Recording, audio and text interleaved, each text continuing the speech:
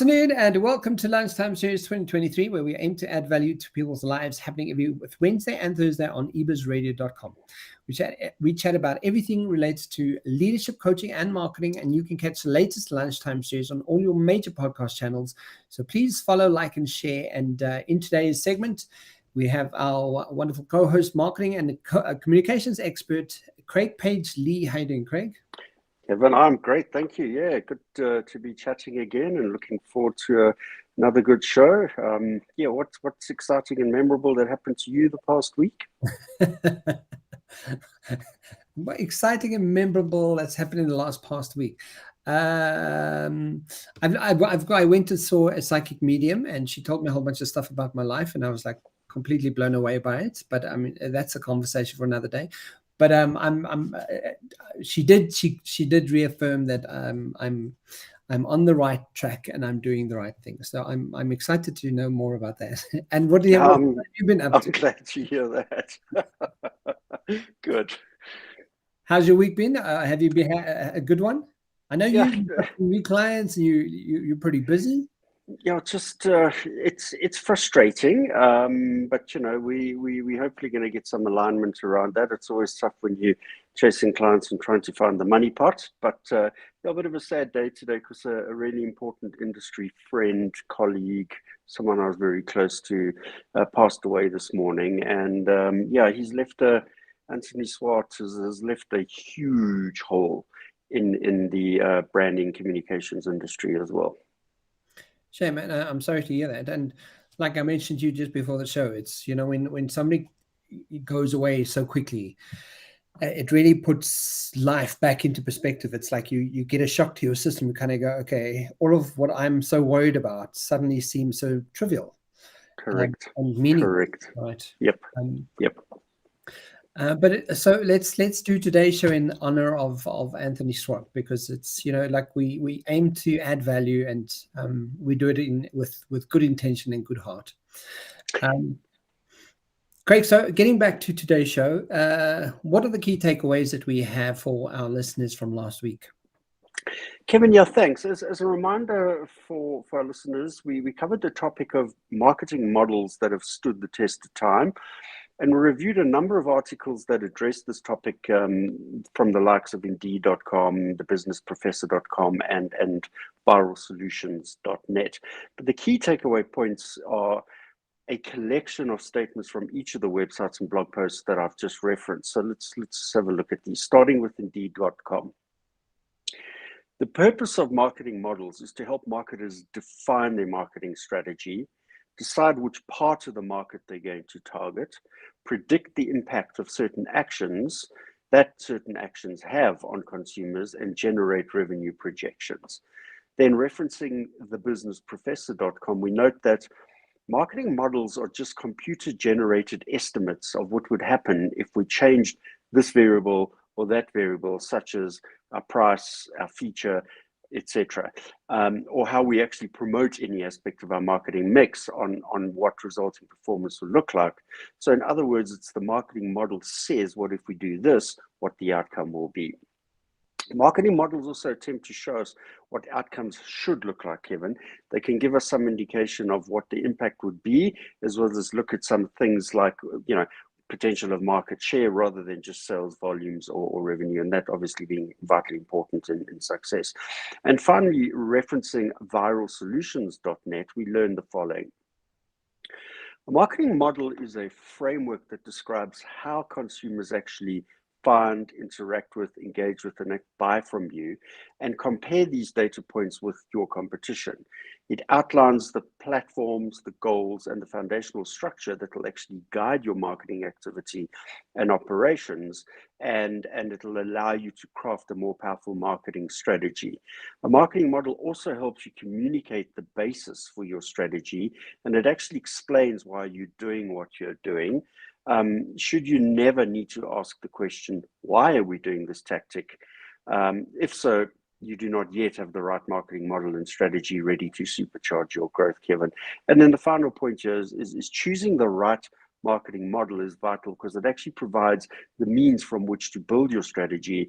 And it starts by looking at some of the most popular marketing models that have been introduced over the years. So it was a really good collective of various models. And what I liked is the way you were able to pick up some of those models and apply to one's life, and particularly the 7 Ps principle there, Kevin. And those are the summary points from last week. Guys, I would encourage you to go and check it out. Go check it out on YouTube or any of the major podcast channels. You can check out this the episode on there, because it was a really fascinating episode, and really some of those models are quite amazing and applicable in quite a many area of business. So go and check it out. Craig, today's conversation, what are we doing? What are we chatting about? Yeah, Kevin. So I want to address a topic that you and I spoke about offline last week, when I referenced the fact that I've noticed a few common behaviors with the various small to medium-sized businesses that I've either partnered with or been involved with in the past few years. And to this extent, I want to cover the topic of what are the survival tips for small to medium-sized businesses, which are succinctly described in 2 specific articles that I came across. The first being 12 survival tips for small business in 2021, and the second being 5 things to do now to propel your business in 2023. Let's take a look at each of these in a bit more detail, Kevin. So, as I mentioned, the first article I came across, which is titled 12 Survival Tips for Small Business in 2021, is actually published to sage.com. And the article was written by Lauren Pearson and published on the 12th of January 2021, about a year after the first global cases of COVID were detected. And just to set some context for our listeners here, Sage Group PLC is a provider of integrated business management software solutions and services for small, medium, and large-sized enterprises and mid-market companies. And obviously, with that kind of platform that they provide, they really have the ability to have gleaned some great insights into how these businesses are operating. So the article opens with a simple yet poignant statement, Kevin, considering the fact that the business were in the midst of the COVID pandemic, and it reads as follows. Business success is a tricky thing with a lot of influential factors involved. In a normal year, small business success can be threatened by a wide spectrum of obstacles. As we look collectively toward the new year, we've gathered 12 tips to help businesses thrive in 2021. Now, the main reason for including this article, even though it was dated 2021, Kevin, is that these points are as relevant today as they were in the midst of the pandemic, and they really are simple and effective tips to apply within small to medium-sized businesses operating across any sectors these days. Great. I love that we're actually going to be talking about this, because I think it's as a small business in South Africa, sometimes it does feel like a complete survival, right? It feels like, oh my God, I'm surviving. I need to, thank goodness I do what I do for a living, because I know that your brain gets in the way of success very often, and you very often we look at the things that we see right in front of us and kind of go, okay, this is the reality, this is the truth of the matter, and I'm gonna take a whole different spin on things and kind of go, don't forget about the spiritual part, or the unseen that is being created. Because as much as you're doing and actioning things, right, people don't often realize that things are happening in the background. So you may have put together something today, and you've sent it out there, and it takes time. Someone brought it to my attention to the law of gestation. Of there's time. It takes time for stuff to germinate. It takes time for a seed to really get to where it's growing to. All you need to do is keep watering, and he made the joke of, like, you don't plant a seed and look at the seed and go, grow, bitch, grow. you gotta be there. You gotta be in it. You gotta water it, and you gotta look after it, and you put in the sun, and there's a whole bunch of things you gotta do. So I love that we're gonna be talking about this, because I think we live in an age of instant gratification. So if it hasn't happened yet, why the hell hasn't it happened yet? It's about to that email. Things take time. Correct. And just before jumping into the 12 points of the topic, I think that, we have addressed this in one of our previous shows where the world of digital marketing is in a way quite the opposite, because the expectation is that, when you hit send on your ad carousel and you've got people engaging with you in the digital world, you're expecting the immediate traction to come in, the immediate sale. Whereas from a brand awareness and brand building point of view, you need to have planted the seed, you need to have nurtured it, you need to be watering it.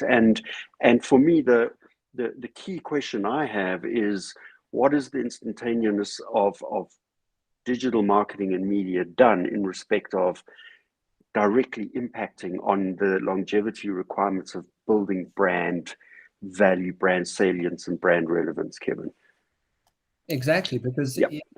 and that becomes quite it's quite a tricky kind of shaky grounds that you're on, because you kind of go, as much as you want that immediate touch point and that immediate effect, that's not how brands are built. That's not how that's not how humans get used to a brand. That's not how human behavior behaves.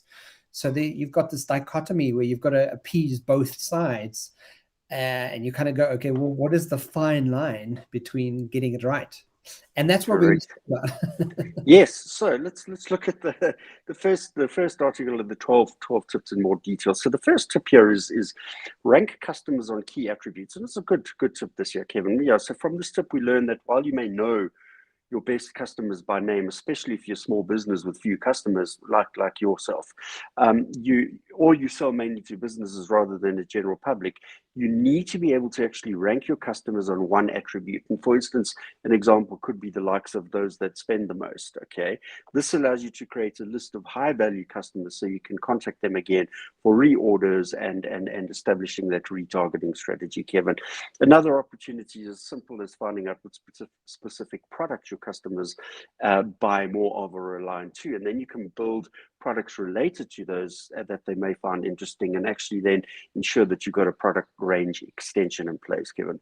So tip number 2 is nurture your brand advocates, and I love what this title is, and it goes without saying that happy, loyal customers will obviously spread the word and advocate your products to their friends, predominantly on social media that we've just been talking about. But as we know, people generally trust their friends' opinions over a company's marketing efforts. And a standout comment on this point reads that if you have customers like these, make sure you comment on the reviews and raves they leave for you on Google or other social channels. This is a small gesture that will show them how much their business means to you. And a good alternative is to actually incentivize customers for honest and legitimate referrals. Tip 3 is adopt agility as part of your small business culture. This point's about ensuring that your business is prepared for anything, whether having to implement a work from home model or managing, physical labor on site or the likes. All businesses should, however, communicate their intended plans with their staff, whether reopening in phases to get people to come back into the office on a more permanent basis, or applying physical or structural changes to the actual work environment, Kevin. The key takeaway here is to prepare for the worst case scenarios. Revisit your business plan and have that what if forecast and scenarios all set in place and accounted for in your cash flow. An important point there. Adopting agile business practices will help make your business more efficient. This does, however, require that you evaluate the processes where the likes of automation can actually save you time, especially where the processes are able to serve you long after the pandemic or other interruption, natural or other, has actually ended, Kevin.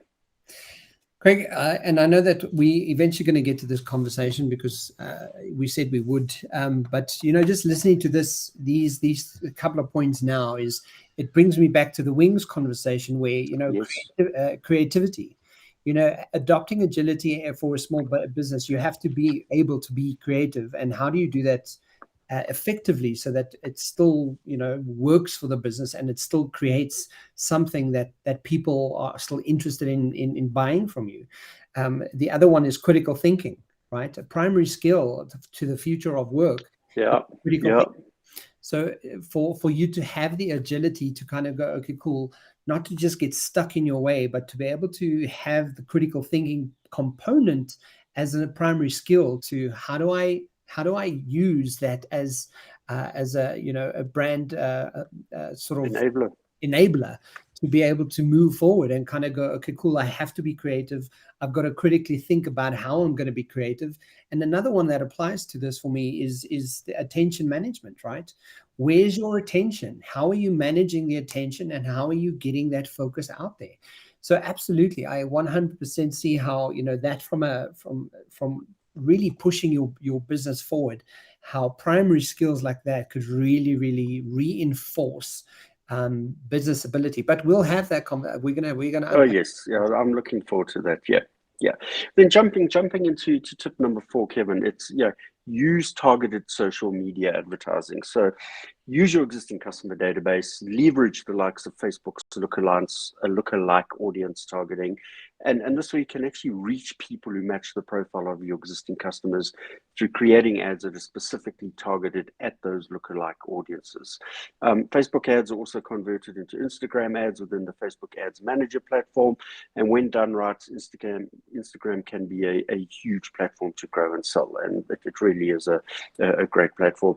This is an important point, you may get fewer people seeing your ad when you narrow your criteria, but lower numbers are outweighed by the benefits of reaching more of the people you want to learn about your business. Point 5 is diversify the markets you serve.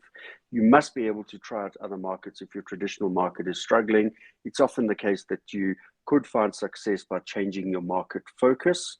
A case in point here is if your market is too broad, for instance, people living within 1 hour drive to where your product or service is delivered, it may actually be better to narrow the focus to the likes of female accountants who own condos in the downtown core, as this more definitive way is definitely a way to discover new market or new segments within the market. Tip number 6 here is something we've spoken about a lot: automate the business processes that are eating up your time. Simple approach can be literally as simple as an app to manage and capture paper receipts each month, helping you with direct reconciling of your expenses. It is literally as simple as that. And there's some really good products in the market to enable that, Kevin. Great. I mean, and what's interesting is I'm just listening to what you're talking about, and how I've applied this to my very business. So, I'm literally proof of exactly what you're saying here. Using target social media advertising. It's the more we speak, the more I kind of hone the skill of like really honing in like who I'm speaking to, diversifying the market that you serve. I'm just looking back at the last 3 years, and yes, the theme of the last 3 years of my business has, it's gone from really creating a certain type of product that really served that year, and it served the whole year. And the new year, someone else or some other corporate had a different, challenge that they needed to solve, and we literally kind of came up with a solution and rolled out with it and made it happen. This year, same thing is happening. We've literally recreated, redesigned a sort of a process, and taking on a whole new sort of avenue of business. But in the background, I'm keeping myself upskilled and ready and agile and adaptable to whatever people are throwing at me, to kind of go, okay, cool, yeah, I can help you with this. I can help you. And again, this automating business is like, if small businesses don't have this down, this will take the majority of your time, right? 100% The majority correct. of the time, like making like Instagram reels. That needs to be automated. Send it to someone in India. There's some dude in India that likes to make, he does reels for a living, and he can just do it in an hour. You pay him 1,000 rand and he does 10 reels or something like that. That's just automated. Get someone to do that. That's stuff that you can delegate. I have something called Recur Post. So I don't do any of the posting of my social media or anything.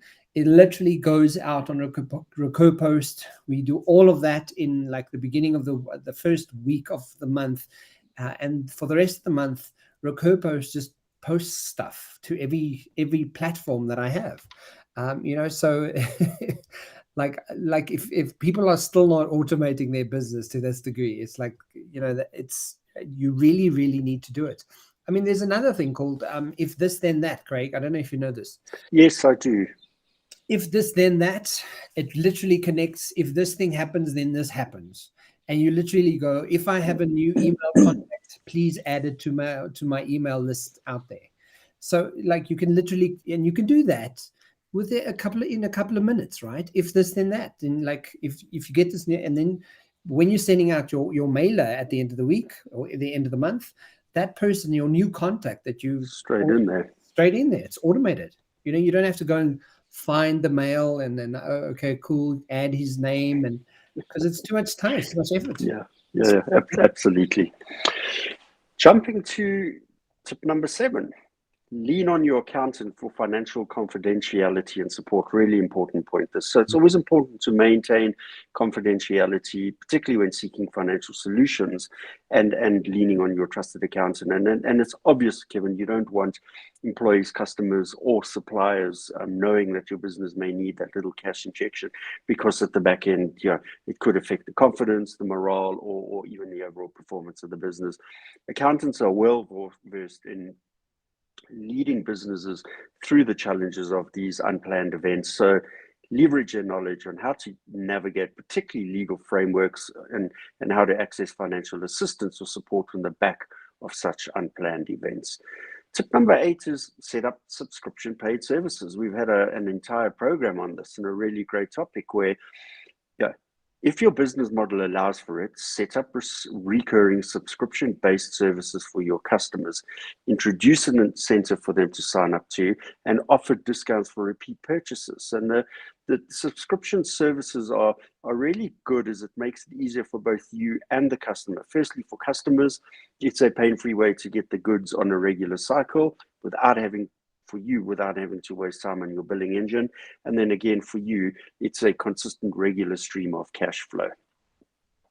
Tip number 9 is ask for feedback. Probably one of the most important of the 12 for me. Don't be afraid to ask even your staff or friends or family questions on what they think the business could do better, Kevin.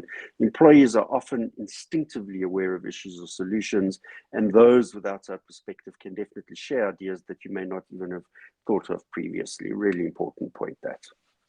Yeah, and I'm just speaking from someone who's been doing it for long enough now. Asking for feedback is really hard for someone who has a micro business and a micro enterprise kind of. When you're the business owner and you're the brand, and when you're asking for feedback and people give you honest feedback, you literally need to get your ego out of the way. Yeah. And really just take it on and kind of go, okay, cool. As much as that doesn't sit well with me, I really need to hear it from a client's perspective, because when you don't, you get offended. You just don't. It's a disability, disabler.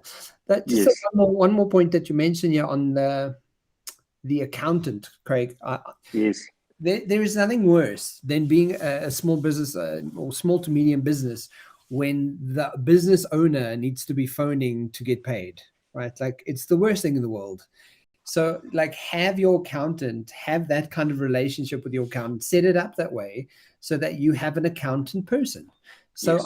I don't phone for money. I just speak to her and say, hey, can you sort this out for me? And just keep phoning them until they pay this bloody account.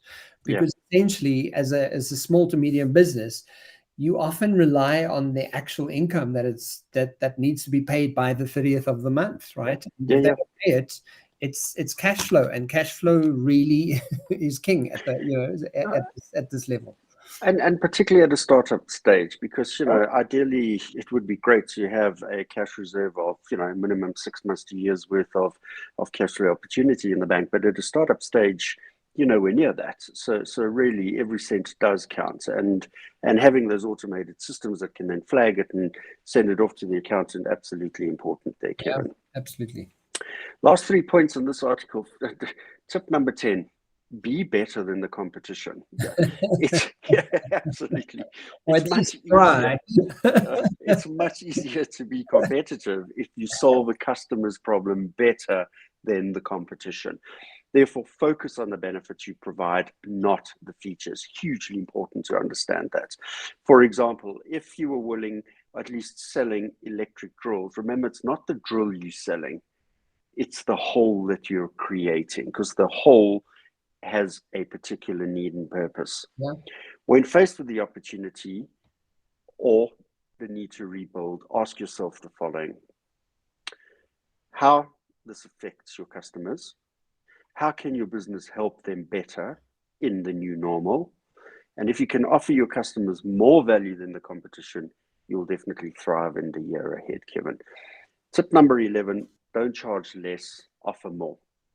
Because the minute you charge less, you need to be taking something away from the value proposition. Yep. Lowering your price in order to compete is a losing proposition, especially against much larger competitors with deeper pockets. Instead, beat them using superior service, better product mix, greater product knowledge, or just really world-class post-sales support, Kevin. And finally, tip number 12, listen. Know that there are smart people out there ready to support you, and be open to listening to what others say, accept their advice.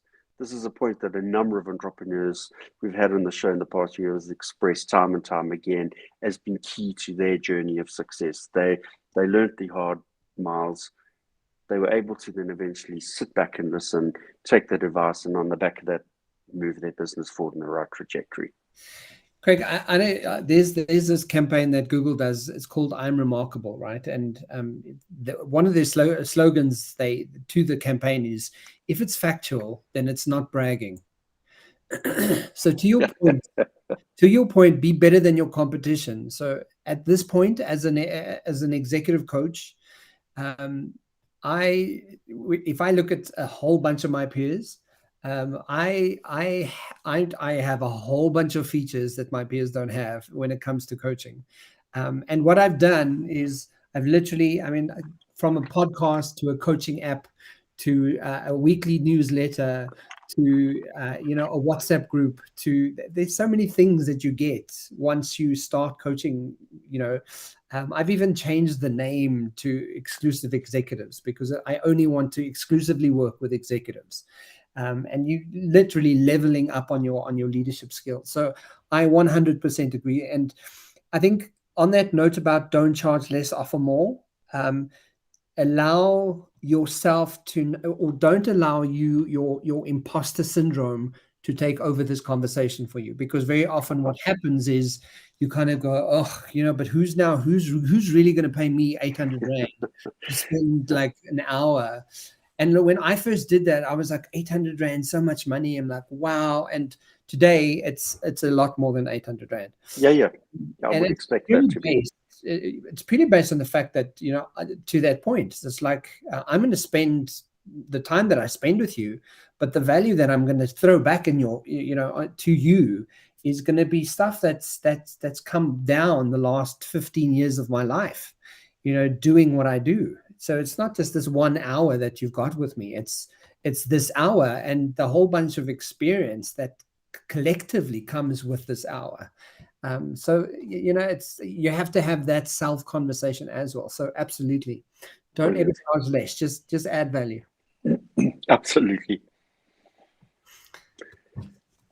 And then with those 12 tips in mind, what do you have to share with us on the terms of 2023's realities? Yeah, yes, that's why I brought this. Besides the UFOs, Craig, besides that. And balloons flying over parts of the USA and things like that. Yeah. The other article that I mentioned at the beginning of the show is titled 5 Things to Do Now to Propel Your Business in 2023. This article was written by Tony Walker and published to entrepreneur.com on the 9th of December 2020. Tom Walker is an entrepreneur leadership network contributor, and he's president and CEO of Rev One Ventures. Interesting company, go and check it out. And again, the article opens with a simple statement that reads as follows, Kevin: with the right mindset and intentional approach, key words there, an entrepreneur can make 2023 a year to strive and thrive. Entrepreneurship is deep is a daily leap of faith, and in times of economic uncertainty, that leap may actually feel like a dive off a cliff. We are in one of those times. It's quite obvious. It's likely it'll take months to fully readjust to the forces that have pummeled the world economy, and to entrepreneurs, months can feel like years. However, with the right playbook, entrepreneurs can survive and thrive in whatever economic scenario is presented. Here are 5 things you can do to propel your business ahead now and through the difficulties of business cycles for years to come. Great. And you know what's interesting about this is you mentioned be intentional, the intentional approach that an entrepreneur has to have. At the end of 2022, one of the conversations that I had was with the CCMG. So the CCMG is the Call Center Management Association, and I spoke to the head of CCMG, and I said to him, "Listen, I want to connect with the people, with people, because you have like 6,000 to 7,000 businesses connected to you. I want to connect with people who I can maybe be of service to." Because very often what we do is we have webinars, and people see you, but you don't actually connect with them. And it's like sticking your pride in your pocket and kind of being intentional. And what I did was I said to the head of the CCMG, like, "Can you give me some names that I can speak to?" I think I spoke to 9 people, and out of the 9 people, I have 3 potential contracts that I'm like starting with. Oh, right? Well, that's great. That's the intention of kind of going, like, how do I set myself up for success here? And how do I then, just make it happen, just take action? And instead of just saying, no, we need to network, bloody network, go and start, do it, pick up the phone, speak to someone and go network and get to know people. And, some of the conversations were like, "Oh, well, thanks. Good to meet you. Thank you." And then other people are like, "Oh, well, I never knew you did that. And that's really interesting. Don't you want to send me a quote on this?" And that's how it sort of evolved, right? Yeah. But yeah, it's that intentional approach to how do you take action on what it is you want to do. But it's such a powerful statement. Right mindset and intentional approach. So to that point, let's look at each of the 5 points in a bit more detail. The first is learn the lessons of more challenging times. An unsettled economy presents a unique opportunity to make tough decisions about the business plan, with everything being open to re-examination, and I like that. So firstly, get to understand, how has the market changed? Are your customers facing challenges that create new opportunities for your solutions? And how do the new conditions change your assumptions? And what actions do you need to take in response? Critically evaluate your product roadmap and determine if this is the time to pivot or become more aggressive with your current plans. Prioritize the highest margin features that are achievable in the next 12 months. Push out projects that don't make the list and reassign resources accordingly. Reassess your pricing and evaluate what will impact your customers if you adjust the pricing or add surcharges to offset those costs, at least temporarily. It's been a tough year for hiring, with many companies having to take the talent that they could get. It's a chance to reassess whether employees or gig workers are actually better for the organization, a topic that we've discussed quite a bit, or actually are they better in a different job within the same organization. Make tough-minded corrections that will pay off overall, corrections that might be avoidable in these less challenging times. Tip number 2 is tighten your grip on cash. In the third quarter, Crunchbase reported that funding for startups in the US and Canada fell, take note, over 50% year on year last year, Kevin, with evaluations down across the board. Therefore, put off going for another round of fundraising until the markets even out. Delay all capital expenditure and leverage that hybrid work model if possible. And that allows you to reduce rental and other expenses. And continue with simple things like Zoom or Google Meets as now's the time not to incur any travel costs, and then renegotiate fees and credit terms of service providers and key suppliers where possible. Yeah. The third tip here is talk to customers in person now. Really, really great point. How has the business needs of your customers changed over the past 18 months? And are there benefits to the solution that actually is delivering more value during this period? Nearly every business, for example, from corporates to startups, have been forced to relearn the lessons of supply chain management. Startups can actually help their customers make better decisions based on artificial intelligence, key point to note, reduce costs by improving inventory management, or protect against the out-of-stock scenarios. Another point we've had a really good conversation on. And you do this by identifying and building relationships with new, more local sources of supply. This will definitely give you a big advantage. Point number 4, interesting topic, non-dilutive capital. According to PitchBook, venture capitalists are showing greater interest in portfolio companies, Kevin, and to quote, whose satellite, robotics, and software tools can do double duty. Important, really important point to note there. Portfolio companies can actually receive funding from the likes of Small Business Administration, body grants, and these are entities that are really funding businesses that are able to support cutting-edge technologies. The complex application process isn't for the faint-hearted, though. As such, startups must be realistic about the work involved in these funding applications. And then the final point here is blue chip cultures attract blue chip talent. And I really like this point. Company culture can be an asset to our livability, as we all know, yet an inclusive and rich culture attracts and keeps key hires in the company. Finding stakeholders that believe what you believe and are aligned with your team's values significantly improve the odds that they will stick with you in good times and bad times. And the last point there is that a startup might adapt the timings or the number of hires, but definitely stand at the ready to recruit as and when necessary or filter out for culture fit. And you have to be able to be bold enough to be able to exclude folk that are not right for the business. Yeah. Don't shape the business around people, place the people in the business. Absolutely. Craig, so with that said, what are the key takeaway points for the listeners today? Yeah, Kevin, quick takeaway points from an article titled 8 Small Survival Tips for 8 Small Business Survival Tips for 2021, published on gocardless.com. An interesting read. While the content, again, is 2 years old, it has 100% relevance for small to medium-sized businesses today. So the 8 points are noted as this.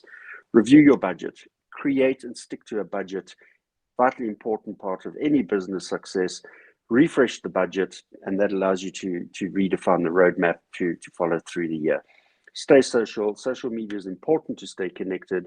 Your business strategy must include social media marketing so that you ensure to be able to meet customer needs. Number 3, know your customers. Small, successful online businesses know their main customers well. These customers will definitely be your lifeline during times of tough economic downturn, so find new ways to generate reorders. Be adaptable. The past 2 years taught us all how important adaptability is. This is why this year's successful business ideas have to revolve around the theme of adaptability. Point 5 is try a subscription model. Customers really enjoy receiving those goods on a regular basis without having to repeatedly go through the billing process. Point number 6, look for new ways to improve. Slower times can be the ideal way for working out how to improve your product or service to stand out from the competition. Point number 7, protect your assets. Small businesses don't have any assets to spare at the moment, so make sure the assets that you have are adequately protected. And point number 8 is streamline your process. The final way to ensure your business survival is to streamline or automate as much of the process wherever possible so that you don't get bogged down in admin, wasting employee time and valuable resources. And that's all for today, Kevin. Great, and we don't have any more time left to even chat any further. But thank you for that. It was a fantastic summary of what we should be doing and definitely taking action on. Guys, if you want to catch the Lunchtime series, we're live every Thursday at 12 o'clock on eBizRadio.com, and you can also check us out on the Lunchtime series on all major podcast channels and YouTube, where you can see our beautiful faces as well. Craig, thank you so much. Have a fantastic day, and thanks for chatting. I'll see you next week. Yeah, thank you, Kevin. You too. Thanks so much. Ciao. Cheers, bye.